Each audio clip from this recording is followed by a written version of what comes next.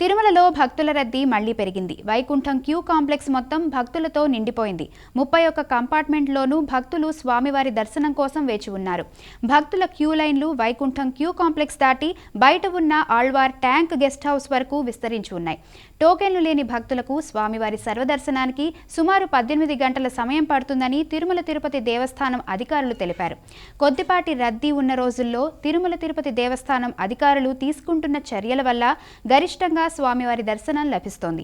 మంగళవారం ఉదయం వరకు 72,724 మంది భక్తులు శ్రీ వెంకటేశ్వర స్వామిని దర్శనం చేసుకోగా అందులో 31,786 మంది భక్తులు తలనీలాలు సమర్పించారు. భక్తులు హుండీలో సమర్పిస్తున్న కానుకల రూపంలో తిరుమల తిరుపతి దేవస్థానానికి దాదాపు 4,60,00,000 రూపాయల ఆదాయం లభించింది.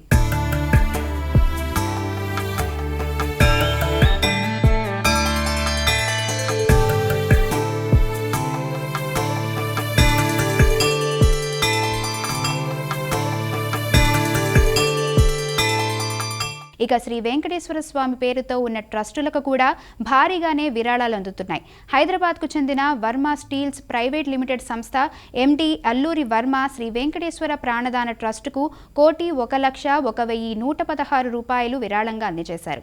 అలాగే పశ్చిమ గోదావరి జిల్లా పెంటపాడుకు చెందిన కొవ్వూరి రామ్దీప్ రెడ్డి అనే భక్తుడు శ్రీ బాలాజీ ఆరోగ్య వరప్రసాదిని పథకానికి 10,01,116 రూపాయలు విరాళంగా అందించారు.